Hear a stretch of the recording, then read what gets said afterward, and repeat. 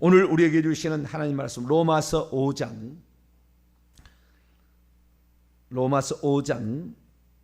8절에서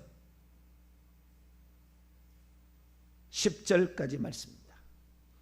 로마서 5장 8절에서 10절. 로마서 5장 8절에서 10절까지 말씀. 로마서 5장 8절에 10절 한 절 한 절 읽으시고 10절은 합독하십니다.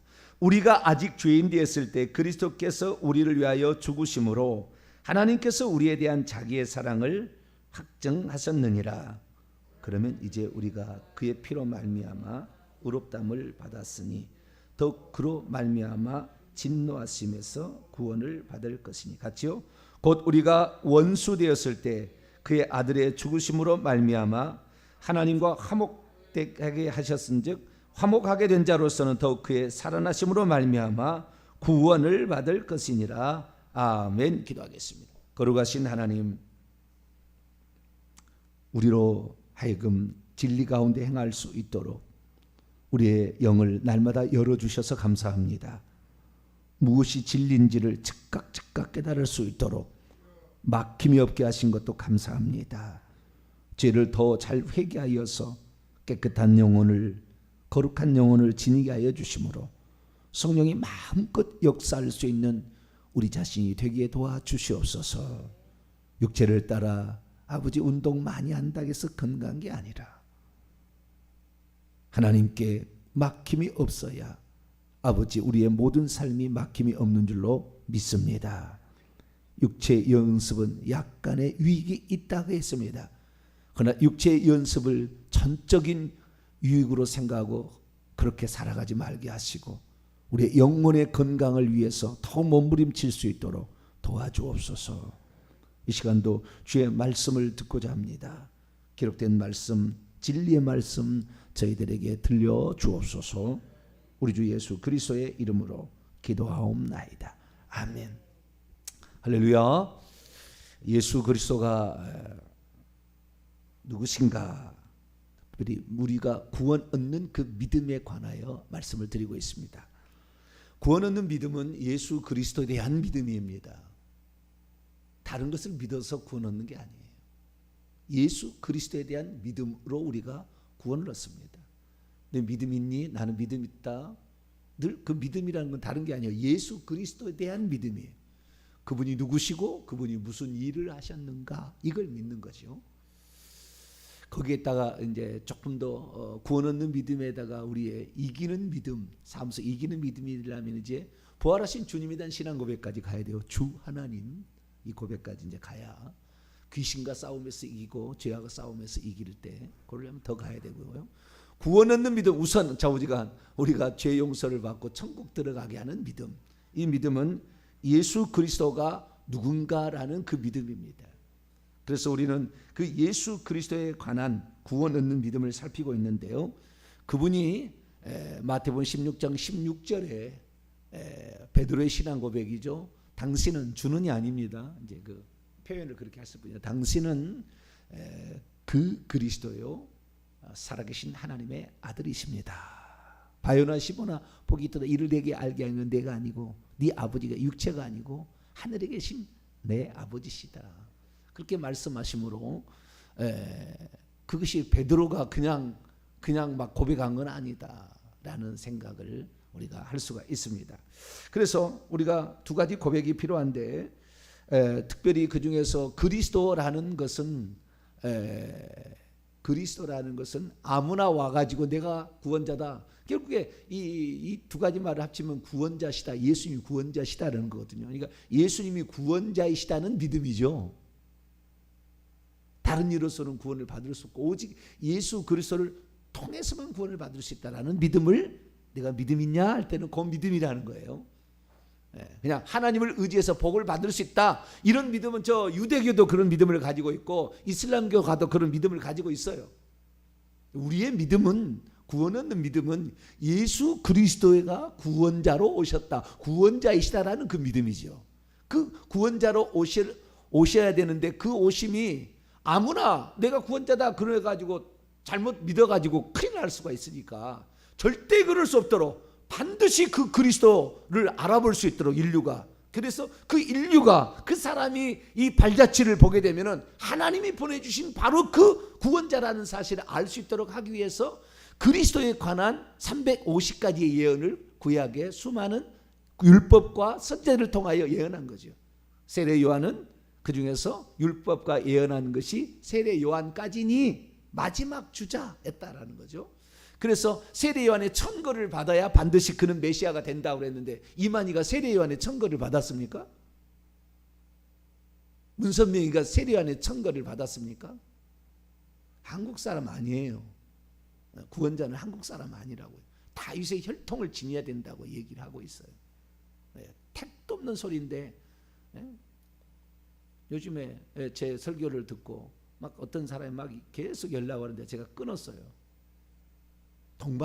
동방에서 메시아가 나오고 동방에서 감람나무가 나오고 무슨 이런 얘기를 또 하고 있어요. 한국 사람이다. 영적 이스라엘 제사장이 한국이다. 아니 뭐 해석은 그렇게 해서 뭐 나가도 좋지만 그것이 진리를 왜곡시키고 그리스도를 빗나가게 하는데, 2000년 전에 유대 땅 베들레헴에서 탄생하셨다. 33년 반의 생애를 가시고 가셨던 목수의 아들 나사렛 예수 그리스도, 그분만이 구원자입니다. 그것이 정확하게 그분이라는 것을 알 수 있도록 하기 위해서 350가지 예언을 해가지고 절대 못 알아보고 안 하려고, 하나님 구원자 반드시 내가 보냈다, 너희들 핑계치지 말라, 그런 사람이 어디가 있었느냐, 이렇게 절대 할 수 없도록 하나님께서는 그 많은 예언을 통하여 반드시 그 존재가 갈 거다. 그래서 바로 그 존재가 왕과 제사장과 선지자의 일을 할 거다, 역할을 할 거다. 그래서 역할적인 측면에 기름 부음을 받는다는 뜻이고, 하나님께서 그런 구원자를 보낸다고 약속한 그 약속된 메시아다, 그걸 알도록 하기 위해서 그리스도를 보내주신다고 했는데, 그 그리스도가 하나님의 아들이 올 줄은 아무도 몰랐다. 어디 얘기했습니다. 다윗을 제외한, 다윗도 희미하게 알았겠지 그것을 정확히 알았으리라고 생각지 않습니다. 자기를 말한 게 이 시편 2편 7편은 오늘 내가 너를 낳았다 하나 여호와께서 말씀하실 때, 그때 내가 너를 왕으로 이렇게 선택했다, 막 그런 의미로 가까이 들었겠지. 진짜 바로 그 아들, 하나님의 아들, 다윗이 하나님의 아들 아니잖아요. 그러니까 예표론적으로 그래도 하나님께서 그런 말씀을 하셨고, 그것을 히브리서 기자가 인용을 했다 그 말이에요. 사울은 그것을 부활하신 예수 그리스도로 아들을 낳았다, 맏아들로 나왔다, 이런 식으로 사도 바울은 생각했지만, 히브리서 기자는 한 단계 더 들어가요. 초림부터 하나님의 아들로 그분이 올 것이다 라는 것을 히브리서 1장에 얘기를 하고 있죠. 그래서 어제는 그 부분까지 살폈고요. 그러면 왜 그리스도가 하나님의 아들이어야 되느냐, 누군가를 선택해서, 그런 많은 이단들이 있었어요. 그런 많은 이단들이 어떤 훌륭한 사람을 하나님께서 그리스도로 삼아가지고, 그리스도로 삼아가지고, 또는 뭐 하나님의 아들로 양자로 입양을 해가지고, 예수란 사람 속에 그리스도가 들어가서 3년 반의 공생애를 사셔서 구약에 있었던 걸 이루게 하려, 뭐 그렇게 하죠. 그건 아까도 얘기했습니다만은 350가지 예언을 이루지는 않아요. 그러나 그런 비슷한 것이 많았어요. 인류 가운데 훌륭한 사람을, 한 사람을 선택해서 그를 그리스도로 사용하시지 왜 하나님의 아들이 오셔야 됐느냐라는 거죠. 이 땅에 예수 그리스도가 하나님의 아들로 오신다는 것을 종교 지도자들 단 한 사람도 몰랐어요. 그래서 예수님이 하나님의 아들이니까 저 죽여라 그랬어요. 저 신성 모독한 놈을 죽여라. 어떻게 사람인 주제에 하나님의 아들이라고 하느냐라고 했던 거죠. 그러면 그 당시에 유대에 있는 종교 지도자들은 하나님의 아들이라는 의미를 어느 정도 알고 있었다는 거 아니에요? 하나님의 아들은 하나님이다라는 말이었다는 것을 알고 있었다는 거잖아요. 그렇지 않겠어요? 그러니까 죽이라고 했겠죠. 자, 요한복음 5장을 한번 볼까요?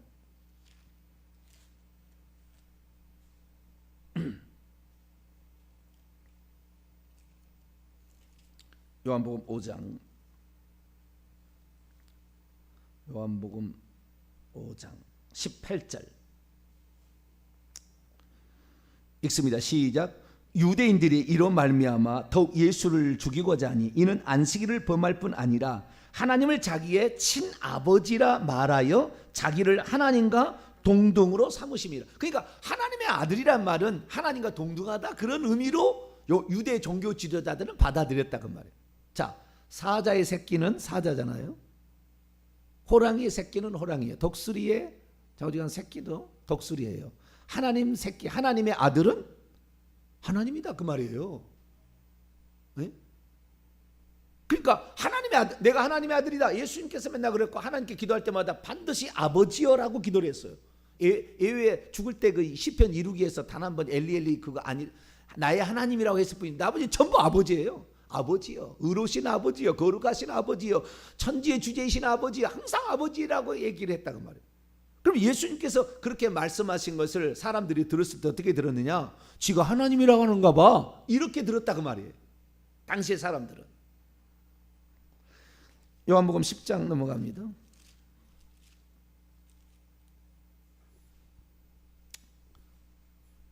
요한복음 10장 30절 36절을 얘기하려고 지금 30절부터 얘기하는 겁니다. 나와 아버지는 하나이니라. 이걸 돌로 쳐 죽이려고 했어요. 유대인들이 다시 돌을 들어 치려 하거늘 예수께 대답하시되 내가 아버지로 말미암아 여러 가지 선한 일로 너희에게 보였거늘 그 중에 어떤 일로 나를 돌로 치려 하느냐? 유대인들이 대답하되 선한 일로 네가 선한 일을 했다고 내가 너를 돌로 치는 것이 아니라 신성모독으로 인함이니 네가 사람이 되어 자칭 하나님이라 하지 않느냐. 예수께서 이르시되 너희 율법에 기록된 바 내가 너희를 신이라 하였노라 하지 아니하였느냐. 성경은 폐하지 못해 하나님 말씀을 받은 사람들을 신이라라고 했거늘 36절입니다. 시작. 하물며 아버지께서 거룩하게 하사 세상에 보내셨던 자가 나는 하나님의 아들이라고 말했다고 너희가 신성모독이라고 하느냐? 하나님이 거룩하게 하사 이 세상에 보내셨어요. 그렇던 자가 와서 나는 하나님의 아들이라고 말했다고 해서 너희가 어찌 나를 신성모독이라. 그러니까 예수 그리스도께서 이 하나님의 아들이라고 했다는 것은 예수님이 하나님이라고 말한 건 아니에요. 물론 하나님이라 했던 하도 못 알아들으니까 요한복음 8장에 내가 그니라 라고 얘기함으로 하나님인 걸 드러내신 적이 있긴 있어요. 하도 물어보니까. 그러면 결국에 우리가 알 수 있는 것은 뭐냐? 예수님이 자신을 하나님의 아들이라고 말한 것은 사실은 하나님이었어요. 그런데 하나님이라고 그러면은 어떻게 하나님이 사람 되어 오실 것인가 지금도 잘 못 알아볼 거라는 거죠. 못 이해할 거라는 거죠.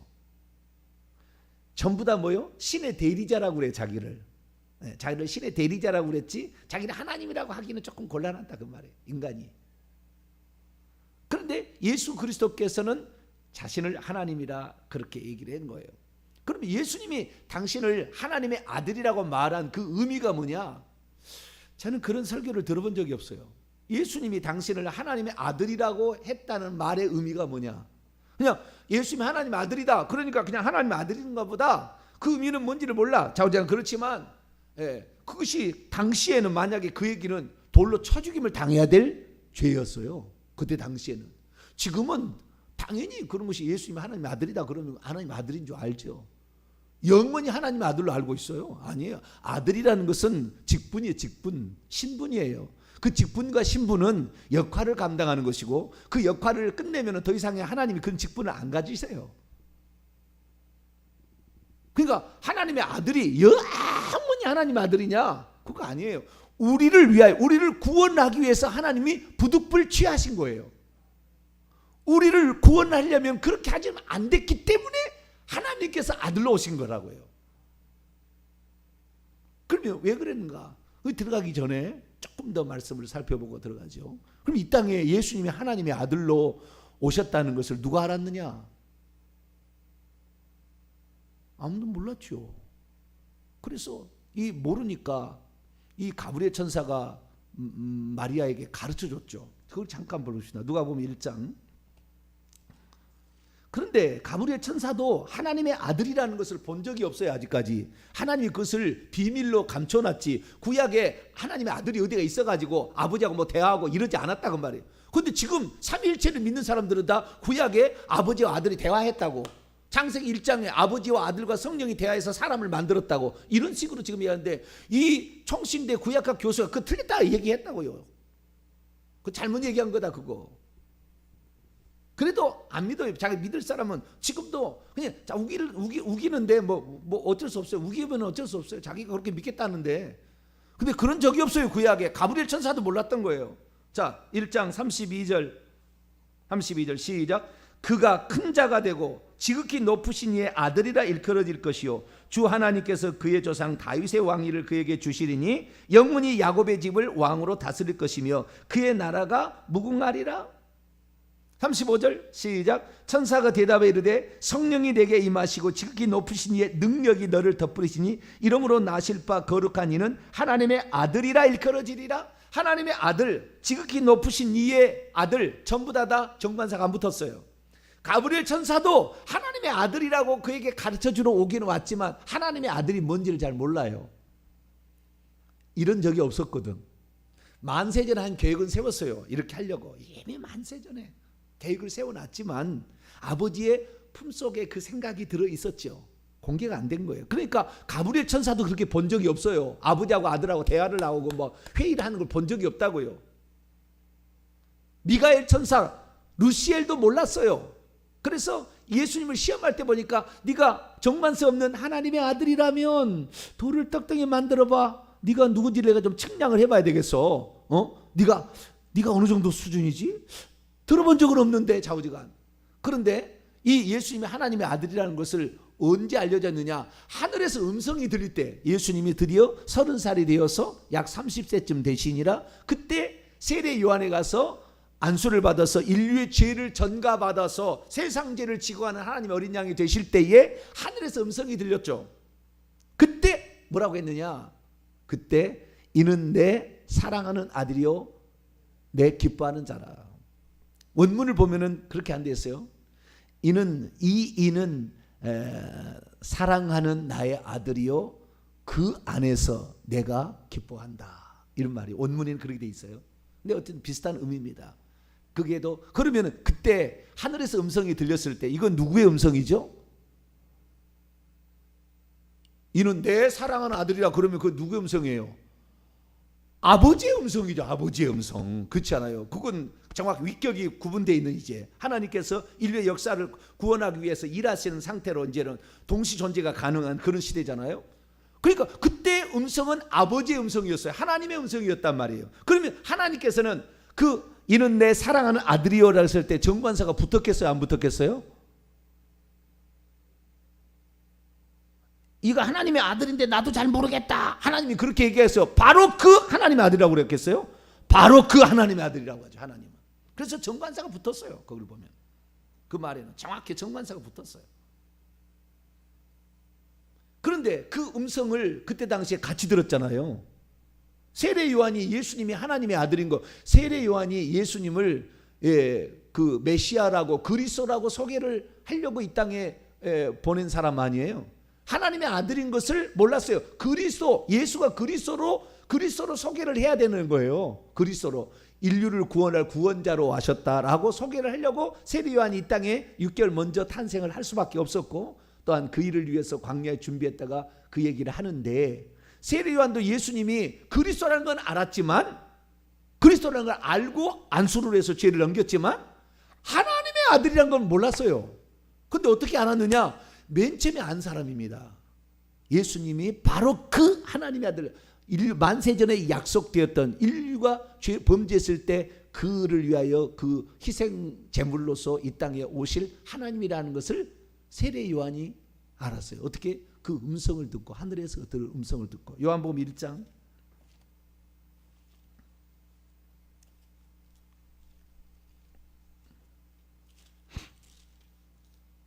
33절로 34절 32절부터 읽겠습니다. 그 음성을 듣고 알았어요. 32절부터 34절까지 시작.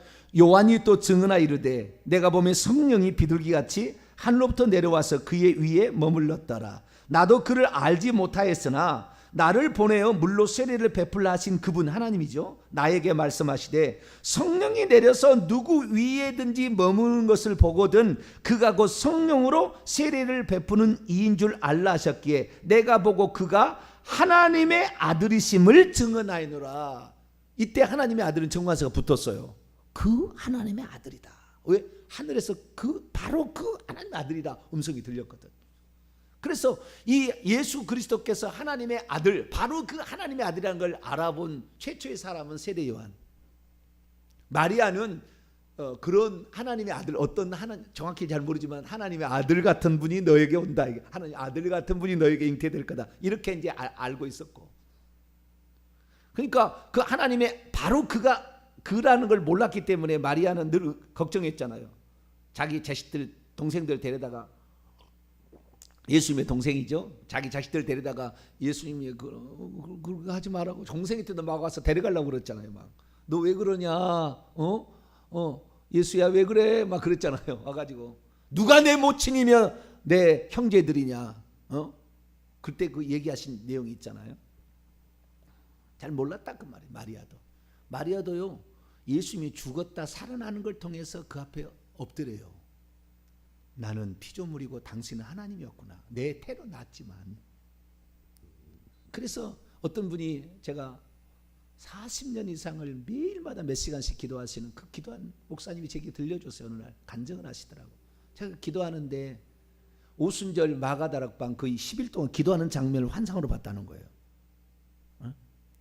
오순절 마가다락방에 기도하는 장면을 환상으로 봤는데, 그때 마리아가 일어나서 자기의 죄를 고백하더라는 거예요. 나도 이 예수가 그 하나님의 아들인 걸 내가 몰랐다. 내가 몰랐다.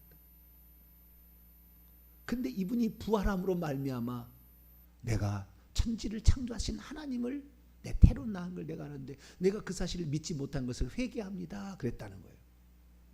그래서 모든 사람들이 이 예수 그리스도에 관하여 단 한 가지 정보가 틀렸다는 거예요. 그래서 미정했다는 겁니다. 그게 뭐냐면은 예수님이 나사렛에서 자란 나사렛 예수라 했기 때문에 메시아는 어디서 나와야 돼요? 베들레헴에서 탄생해야 되는데 나사렛에서 자라서 사람들에게 그렇게 알려졌으니까 나사렛에서 어떻게 이 메시아가 나올 거냐 의심을 품었는데, 그때 내가 임신해가지고 요셉과 더불어서 베들레헴에서 호정령 때문에 갔다 왔다 얘기를 한 거예요. 그때 그 사람들에게 이 환상으로 본 거예요. 그래 얘기를 해서 내가 메시아를 베들레헴에서 낳았다고 얘기를 하므로 그때 완전히 전부 그 앞에 엎드려서 통곡하면서 우리가 메시아를 몰라봤다고, 진짜 하나님을 몰라봤다고 통곡하면서 10일 동안 간절히 회개 기도를 했다는 거예요. 그러자 성령이 내려와서 비로소 최초의 성령 강림 사건이 일어나고 그 성령의 감동으로 방언이 터지면서 놀라운 역사가 일어났다는 거죠. 뭐 성경에 나와 있는 얘기는 아니에요. 근데 하루에 몇 시간씩, 어쩔 때는 4시간 이상씩 기도하신 분이 40년 이상을 제게 들려준 얘기라 제가 그러겠다, 그건 맞겠다는 생각을 내가 해서 얘기를 드립니다. 근데 어쨌든 그 예수 그리스도가 왜 그러면 하나님의 아들이시냐? 우리를 구원하기 위해서 하나님이 취할 수밖에 없는 부득불한 거예요. 첫째, 자 이유 3가지. 첫째, 인류를 구원하기 위해서 메시아를 보냈다 할지라도 그 메시아가 결국 인류를 구원하려면 죄값을 대신해서 죽어야 되는데, 죄값을 대신해 죽은 것은 흠없고 점없어야 돼요. 그것이 레위기서 1장부터 4장까지 약속된 그 희생제사, 레위기 16장에 기록된 속죄일 제사의 제물의 조건입니다. 근데 흠없고 점없는 인간은 존재하지 않아요. 아담의 타락으로 전부 죄인이었기 때문에. 그래서 하나님께서 인류를 구원할 제물 삼으실 인간을 찾을 수가 없었어요. 찾을 수 없었고 뿐만 아니라 존재하지도 않은 거죠. 그렇기 때문에 하나님께서 사람이 되셨다, 하나님이 사람이 되셨다는 말이 하나님의 아들이란 말인데, 하나님의 아들일 수밖에 없는 것은 흠없는 제물로서, 사람 제물로서 인류를 대속할 제물이 필요했는데 그 제물을 인간에서 발견할 수 없었기 때문에 하나님이 아들이 될 수밖에 없었을 거예요. 그러니까 하나님의 아들이라는 그 말은 하나님이 그 죄를 없이 하려고 하지만 하나님은 피가 없기 때문에, 하나님은 육체가 없기 때문에 죄를 대속할 수가 없는 거예요. 죄를 대속할 수가 없는 거예요. 하나님은 하고 싶어도 안 되는 거라. 왜? 하나님의 법칙이 있잖아요. 당신도 어떤 그 룰이 있잖아요.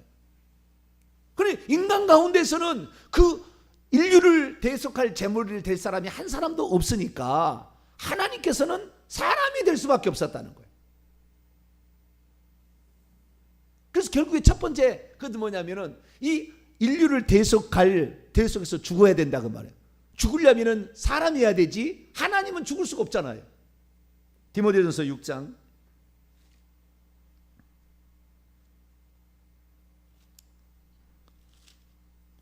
우리의 구원자가 되시려고 부득이하게 취한 것이 하나님의 아들인 거예요. 디모데 6장 15절 16절 시작. 기약이 이르면 하나님이 그의 나타내심을 보이시리니 하나님은 복되시고 유일하신 주권자이시며 만왕의 왕이시며 만주의 주시오 오직 그에게만 죽지 아니함이 있고 가까이 가지 못할 빛에 거하시고 어떤 사람도 보지 못하고 또 볼 수도 없는 이시니 그에게 존귀와 영광 영원한 권능을 돌릴지어다. 아멘. 볼 수도 없고 보지도 않고요. 근데 그분이 육체를 입고 우리를 살리기 위해서는 그 방법 위에 다른 방법이 없으니까. 그래서 하나님께서 부득이하게 취한 거예요. 그래서 예수님이 하나님의 아들이다라고 했을 때는 이렇게 딱 해석하면 돼요. 예수님이 왜 하나님의 아들의 의미가 뭐냐 물어보면은 죽기 위하여 육체를 입고 오신 하나님을 하나님의 아들이 한다 이렇게 이해하시면 돼요. 죽기 위하여 육체를 입고 오신 하나님이어야 돼. 사람이면 안 돼. 불가능한 거예요. 사람이라면 아담의 후손이기 때문에 아무도 속죄 제물이 될 수 없다고 말해요. 사람이어야 되지만 사람이면 안 되는 거예요. 하나님이어야 되는 거예요. 죄 없는 분이어야 되는 거예요. 그래서 우리가 요한일서 3장을 볼까요? 요한일서 3장 5절 요한일서 3장 5절 시작. 그가 우리 죄를 없애려고 나타나신 것을 너희가 아나니 그에게는 죄가 없느니라. 히브리서 4장 15절에도 그에게는 죄가 없다. 고린도후서 5장 21절 말씀 보면은 그는 죄를 알지도 못하시는 자인데 그에게 죄를 전가해서 우리의 죄를 대속하게 했다 이렇게 나와요. 그분은 죄가 없는 그분. 그러니까 사람은 사람이나 죄된 본성을 가지고 있지 않는 두 번째 사람이죠. 예수님은. 그래서 둘째 아담이라고 고린도전서 15장에 딱 비교합니다. 둘째 아담이자 마지막 아담. 첫째 아담이 지은 죄를 둘째 아담이 와서 해결하는 거예요. 자, 고린도후서 5장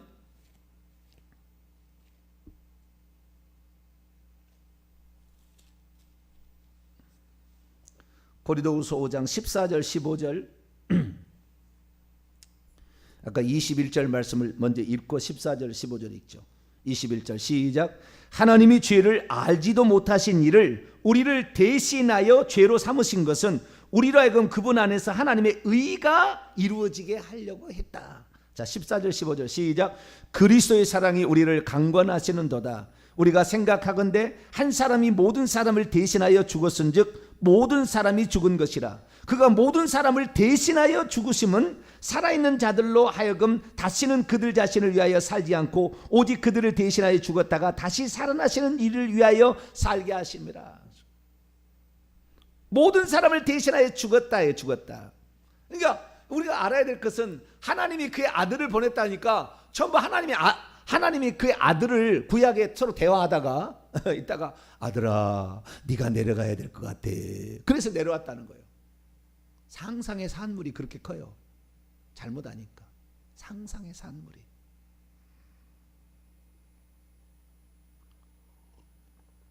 요한복음 16장 지금 듣고 있는 이야기는요, 초대교회부터 이런 얘기를 들은 적이 없어요. 별로 이렇게 얘기 안 했어요. 역사 다 기록이 있잖아요. 이제 하나님 마지막 때가 되니까 이제 알려주는 것이지 이렇게 이런 얘기를 듣고 산 사람이 없었어요. 요한복음 16장 27절로 28절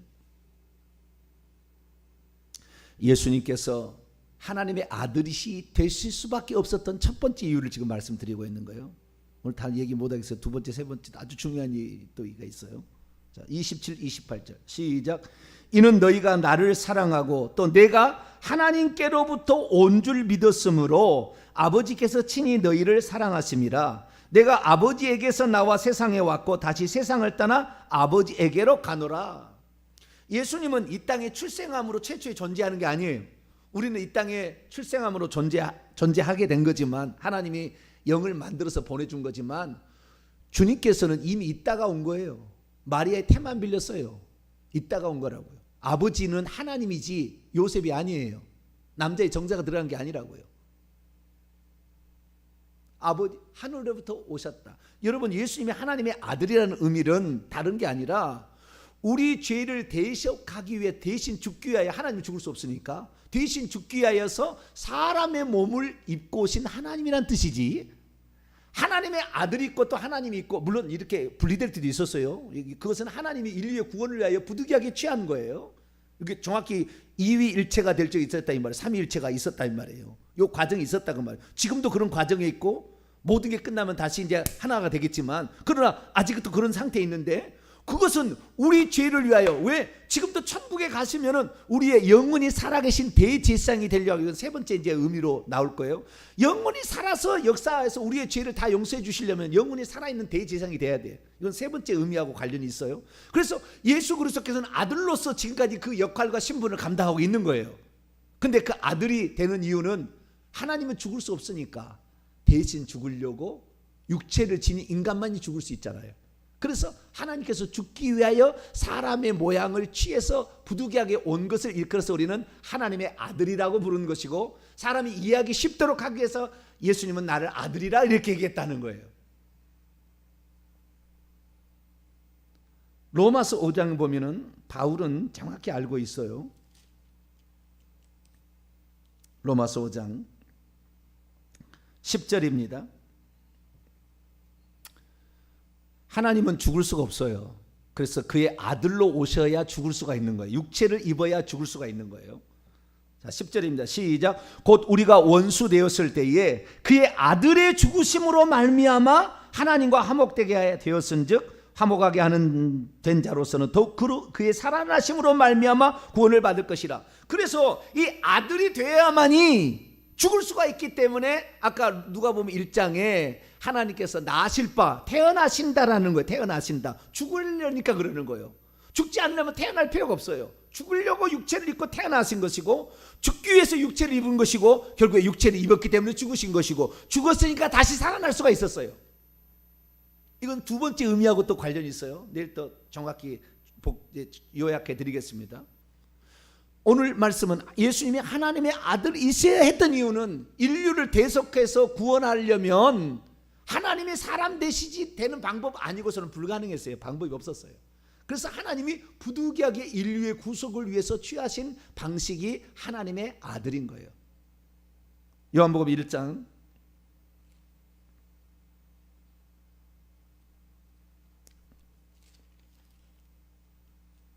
14절 시작. 말씀이 육신이 되어 우리 가운데 거하심에 우리가 그의 영광을 보니 아버지의 독생자의 영광이요 은혜와 진리가 충만. 말씀이 육신이 되어서 장막을 치었다. 사람 되셨다. 인간의 육체를 입고 오셨다는 거잖아요. 18절. 본래 하나님을 본 사람이 없을 때 아버지의 품속에 있는 독생하신 하나님이 나타내셨어요. 그래서 볼 수 있게 된 거예요. 볼 수 없는 하나님이 볼 수 있게 됐고, 만질 수 있게 됐죠. 죽을 수 있게 되는 거예요. 그래서 우리가 인류의 속죄 사역을 위하여 하나님께서 취하는 방식이 아들로 오시는 방식이었다는 거예요.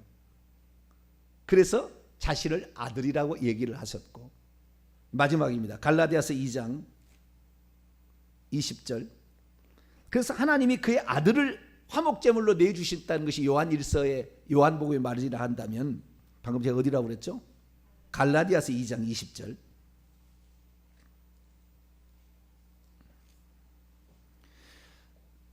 그러니까 하나님이 그 아들을 내주셔서 죽였다는 말도 되지만, 당신이 스스로 자기의 목숨을 내놓은 거예요. 자, 20절 시작. 내가 그리스도와 함께 십자가에 못 박혔나니 그런즉 이제는 내가 사는 것이 아니요 오직 내 안에 그리스도께서 사시는 것이라. 이제 내가 육체 가운데 사는 것은 나를 사랑하사 나를 위하여 자기 자신을 버리신 하나님의 아들이다. 여기에 위하여는 휘페르기 때문에 대신하여요. 나를 대신하여 자기 자신을 넘겨주셨던 하나님의 아들을 믿는 믿음 안에. 그냥 하나님의 아들로 오셨는데 그분이 내주신 것이지 아버지가 너 죽어야 되겠다, 너 죽어라, 그래서 죽은 게, 물론 그 말도 틀린 말은 아니나 마지막 요한복음 10장, 요한복음 10장. 그래서 예수님이 다시 사는 거, 이제 두 번째 세 번째 의미에 이제 다 연결되겠습니다만은 10장 18절, 10장 18절, 요한복음 10장 18절 시작. 이를 내게서 빼앗는 자가 있는 것이 아니라 내가 스스로 버리노라. 나는 버릴 권세도 있고 다시 얻을 권세도 있으니 이 계명은 내 아버지께서 봐. 그러니까 예수님이 자기의 목숨을 내놓은 것은 스스로 버린 거예요. 하나님이 버리라고 해서 강요해서 그런 게 아니라. 왜? 아들로 오신 그분 자체도 하나님이니까. 우리를 위해서 하나님 부득이하게 취하신 방식이었음을 알고 오직 나를 위해, 그래서 이제는 날 위해서 목숨을 버리신 그분을 위해서 너희들이 살아야 되지 않겠느냐. 고린도후서 5장에 바울이 그렇게 얘기했습니다. 그렇게 사시게 되기를 바랍니다. 거룩하신 하나님, 우리를 위한 하나님의 이 역사하심을 어찌 다 말로 형용할 수 있으며 어찌 다 그 은혜를 갚고 살 수가 있사오리까. 전능하신 하나님이 선택한 최종의 이 표가 결국에 하나님이 사람 되신 것이었는데 우리가 이 은혜를 잊지 말고 이 은혜를 증언하며 살게 도와 주옵소서. 예수님의 이름으로 기도하옵나이다.